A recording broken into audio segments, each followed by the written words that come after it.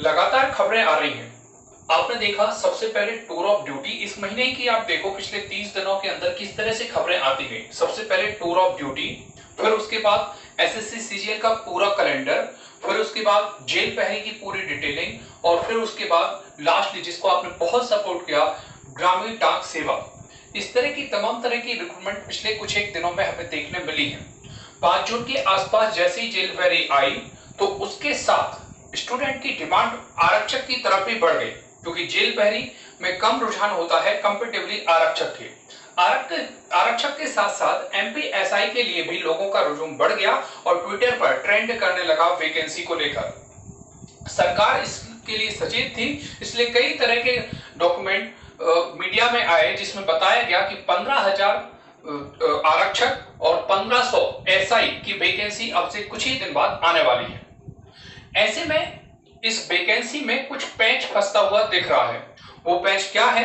कुछ एक अखबार, खासतौर से नई दुनिया, दैनिक भास्कर, इन अखबारों की हम कटिंग भी देखेंगे कि उन्होंने किस तरह से खबरें की है, किस तरह से रिपोर्टिंग की है, और दोनों में अंतर देखेंगे कि आखिर वो पेंच क्या है। तो शुरुआत करते हैं।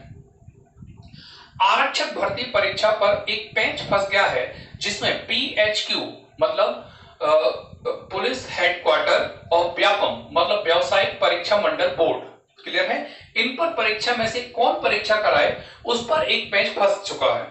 अब जरा इसके फ्लैशबैक में जाते हैं, ये कंडीशन क्यों आई है, फिर दोनों में अंतर देखते हैं, और फिर आपको रुझान करना है और आपको क्लियर करना है कि कौन सा बोर्ड आपके लिए एग्जाम के लिए जरूरी है या किस एग्जाम की तरफ से आपको एग्जाम होना चाहिए। ये काफी नॉलेजेबल वीडियो होने वाला है।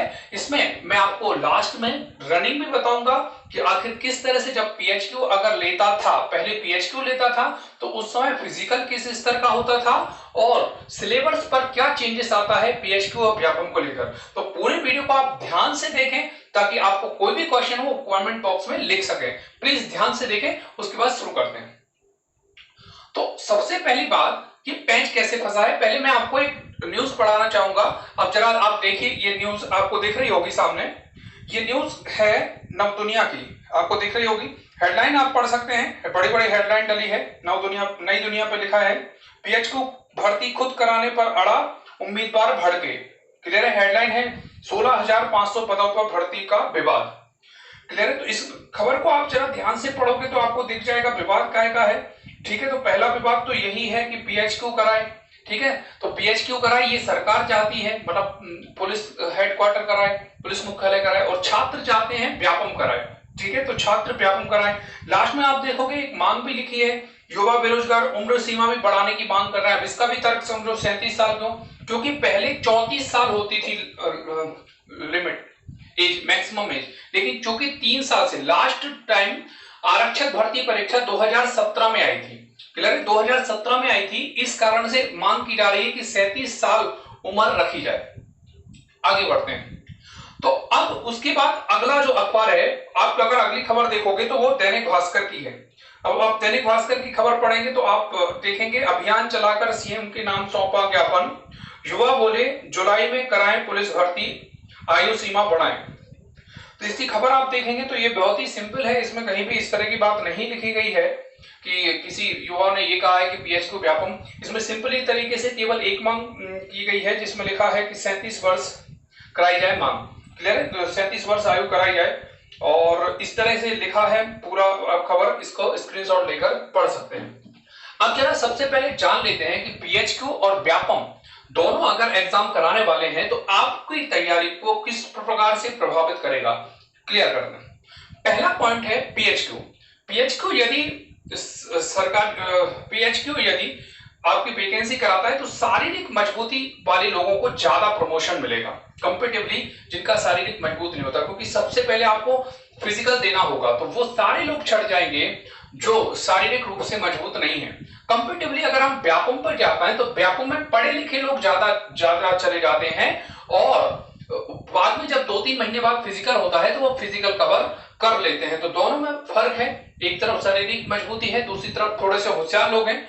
अगली बात, कट ऑफ की अगर बात करें तो पीएचक्यू का कट ऑफ काफी नीचे जाता है। अगर फिजिकल पहले हो रहा है तो निश्चित रूप से पढ़ने का समय बाद में है, तो कट ऑफ काफी नीचे चला जाता है। और व्यापम में चूंकि पेपर ही पहले है, डेट पहले आ जाती है, तो व्यापम का कट ऑफ जो है वो ज्यादा जाता है।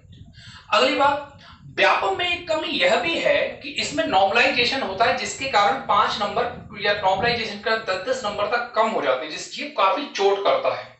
जो मांग उठी है, कुछ एक लोगों ने यह भी तर्क दिया है कि व्यापम से इसलिए ना कराया जाए। क्लियर है? अब पीएचक्यू में क्या होता है? पीएचक्यू में ऐसा नहीं होता है। पीएचक्यू की एक खास बात यह है कि यहां पर क्या होता है, कॉपी जो होती है वो हार्ड कॉपी होती है। तो कई बार जब आपको कम नंबर मिलते हैं उसके कारण आप उस पर क्लेम कर सकते हो। क्लियर है कि हमारे कम नंबर मिले, आप कॉपी निकाल के दिखाओ। व्यापम में चूंकि ऑनलाइन पेपर है तो आप इस तरह से कोई भी क्लेम नहीं कर सकते। अब इसका एक कारण, इससे प्लस पॉइंट तो है, माइनस भी इसका यही है कि चूंकि हार्ड कॉपी है, इस कारण से कई बार भर्ती परीक्षा अटक जाती है कोर्ट के द्वारा। ठीक है, अपील लगा दी जाती है, जिसके कारण कोर्ट के द्वारा ये प्रक्रिया अटक जाती है। व्यापम में इस तरह से अटकती नहीं है। अगली बात, पीएचक्यू में पढ़ने का समय आपको खूब मिल जाएगा। पीएचक्यू क्योंकि फिजिकल हो गया, अब आपको पढ़ने का समय मिलेगा। और व्यापम से यदि होगा तो फिजिकल समय आपको मिल जाएगा एग्जाम के बाद। तो दोनों में ये अंतर है, और भी अंतर हो सकते हैं जो आप लिख सकते हैं। क्लियर है? हालांकि दोनों ही सही है, क्योंकि दोनों में 5 गुना बुलाते हैं। तो यहां पर पढ़ने वाले भी आ जाते हैं, फिजिकल वाले भी आ जाते हैं, और यहां पर शारीरिक वाले भी आते हैं और पढ़ने वाले भी आ जाते हैं, क्योंकि 5 गुना मनाया जाता है जब एक सेशन आप पार कर लेते हैं। वर्तमान में जो सरकार है, शिवराज सिंह चौहान ने ही चालू किया था एमपी ऑनलाइन। ये साल था 2005। 29 नवंबर 2005 को मुख्यमंत्री शिवराज सिंह चौहान गद्दी पर बैठे थे। क्लियर है? और उन्होंने साल 2006 में मध्य प्रदेश में पहली बार इंट्रोड्यूस किया था एमपी ऑनलाइन। और उन्होंने अब तक जितने एग्जाम कराए हैं वो अधिकांश नहीं, लगभग सारे के सारे एग्जाम ऑनलाइन कराए हैं। तो ऐसे में खबरें ज्यादा हो सकती हैं कि हो सकता है इस बार आपको ऑनलाइन पेपर मिले और शायद पीएचक्यू कराए। खैर, अब ये पेंच कैसे फंस गया उसको जरा समझना, ये पीएचक्यू कैसे आ गया।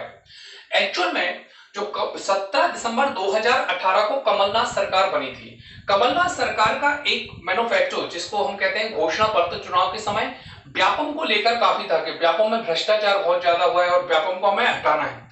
इस कारण से इस कमलनाथ सरकार ने व्यापम पर विश्वास न करते हुए पीएचक्यू की रिकमेंडेशन की, और जनवरी 2020 में पुलिस की प्रोसेस चालू कर दी, जो कि पूरी प्रोसेस जनवरी 2020 से लेके मार्च तक, जब तक कोरोना नहीं आया था, तब से लेके अब तक की जो प्रोसेस थी शुरू के 3 महीने की, वो पूरी पीएचक्यू ने कर ली है। तो अब पीएचक्यू पूरी लगभग तैयारी में है कि हम एग्जाम कराएंगे, लेकिन एट ए टाइम सरकार चेंज हो गई है, तो अब ये कंफ्यूजन हो रहा है कि पीएचक्यू कराएगी या व्यापम कराएगी। क्लियर है? अब इस पूरी प्रोसेस में मेरा पॉइंट ऑफ व्यू क्या है और फर्क क्या पड़ेगा पीएचक्यू में, अब वो जानते हैं। अब जरा समझना, पीएचक्यू में दिक्कत, पीएचक्यू और व्यापम में मुझे किसी में दिक्कत नहीं है। दोनों में से कोई भी एग्जाम कराए, मेरा मानना यही है, बस एग्जाम कराए। अगली बात, भर्ती आना जरूरी है। भर्ती इसलिए भी आना जरूरी है क्योंकि अभी आप समझ रहे होंगे कि जनवरी में आप अगर मार्च का याद कर रहे हो तो जिस समय कोरोना फैला था उस समय मध्य प्रदेश में राजनीति भी फैली थी। और आपको याद होगा इस बार जब शिवराज सिंह चौहान बने थे तब उस समय कोरोना काफी ज्यादा था।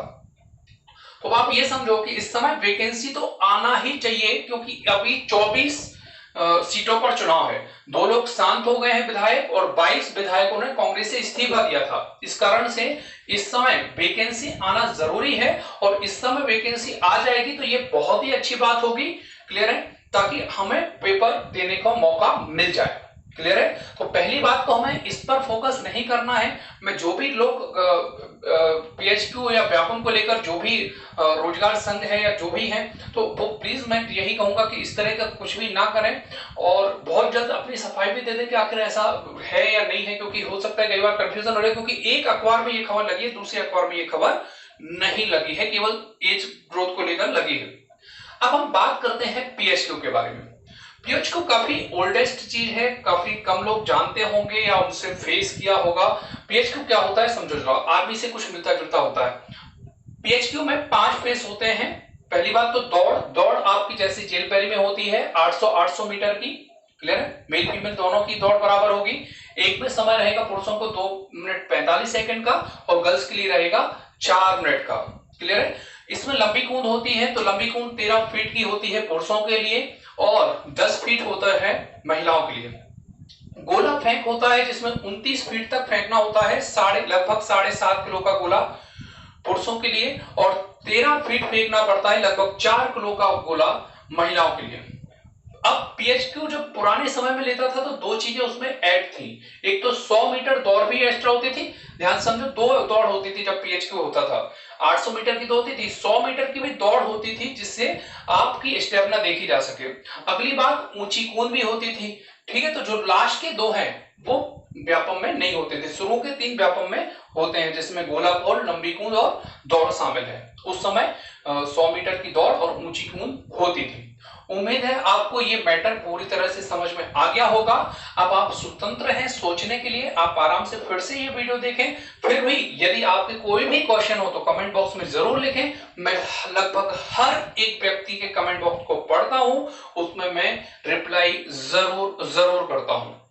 क्लियर है? तो इस वीडियो को आप ज्यादा से ज्यादा लोगों को शेयर कर दें ताकि लोगों तक अवेयरनेस हो सके इस पूरे मुद्दे को लेकर। मिलते हैं अगली क्लास में।